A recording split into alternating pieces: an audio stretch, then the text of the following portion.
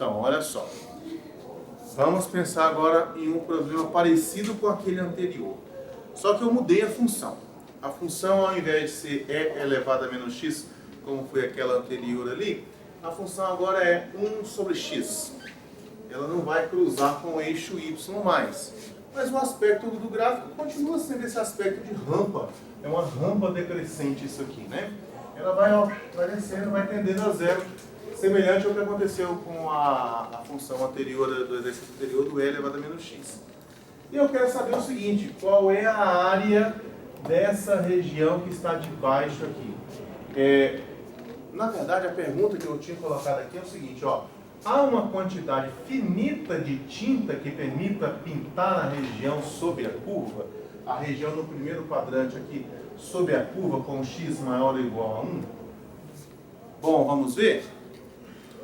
Novamente, para eu descobrir se eu vou gastar muita tinta ou pouca tinta, eu vou para a área, né? Eu descubro qual é a área da região.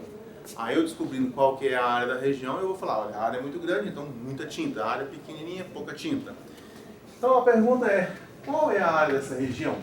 Para eu poder descobrir se eu vou gastar muita tinta ou pouca tinta.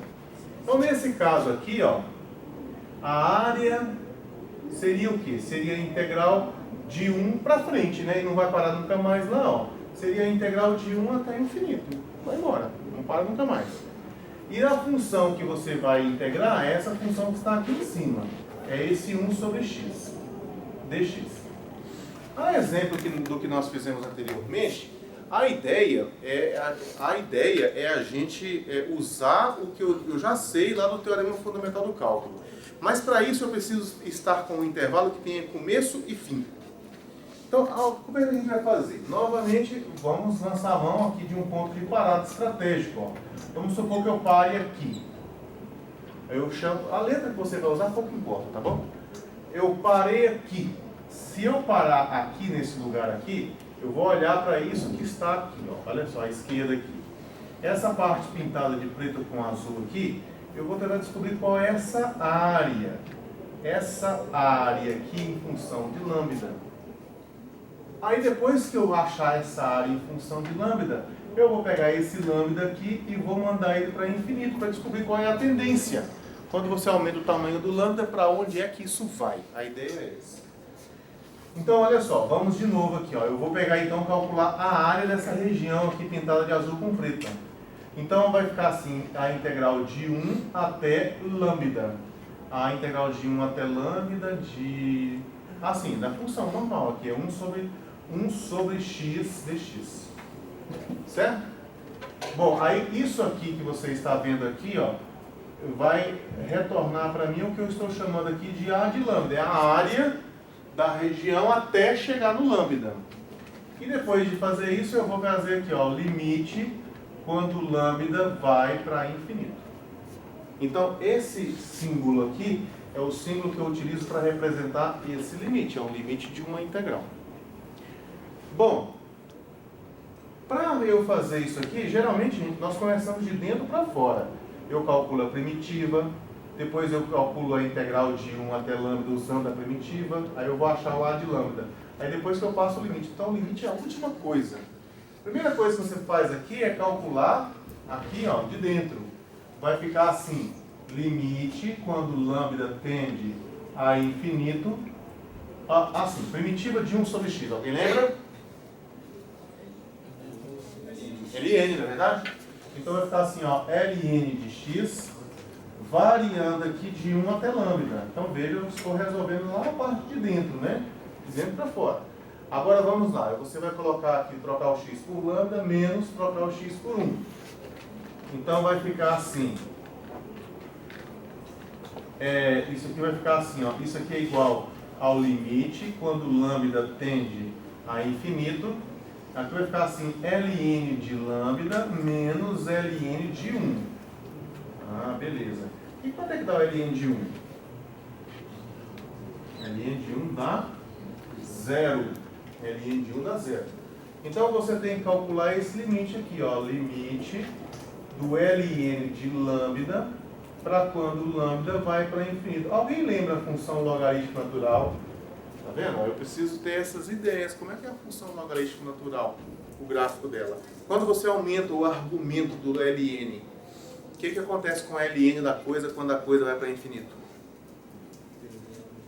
Tende a? Olha, o gráfico do logaritmo natural... Posso escrever aqui?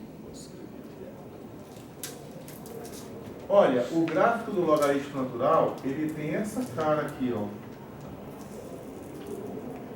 Aqui é o 1, né? ln de 1 dá 0. E, na verdade, ele cresce sempre, mas ele cresce bem devagarzinho, tá? Mas ele não tem um limite superior. Isso aqui, ó, ele na verdade tende a infinito. Ele vai subindo, subindo, subindo. Ele demora a subir, ele sobe bem devagarzinho, mas ele sempre vai subindo e esse subir dele tende a infinito. E uma forma simples de você perceber que o ln vai para infinito é só você pegar assim, ó, ln de 2 elevado a n, por exemplo. Quando o 2 elevado a n, na medida que você aumenta o tamanho do n, vai ficando cada vez maior, né? É um exponencial isso aqui cresce bem rápido. Só que ln de 2 elevado a n é a propriedade logarítmica, esse n pode vir para cá, ó. Fica n vezes ln de 2. Então mandar o n para infinito aqui é igual a você mandar o n para infinito aqui. Então você tem um número fixo, positivo, multiplicado por um n. Quando o n tende para infinito, essa coisa toda tende para infinito. Então veja só que legal. ln de lambda quando lambda tende para infinito. Como ln tende a infinito, ó, como ln de x tende a infinito, quando você manda o x para infinito, ln de lambda tende a infinito também, quando você manda o lambda para infinito. Isso quer dizer que essa área, ela não é uma área finita. Eu não consigo arrumar uma quantidade finita de tinta que vai pintar essa região aqui. Pode ser que o mar virou tinta, o oceano, todos eles, tinta. E mesmo assim você não consegue pintar, nós estamos falando assim, teoricamente, né? Tudo está no campo das ideias. Você não consegue pintar isso aqui, porque você tem uma região que tem uma área infinita.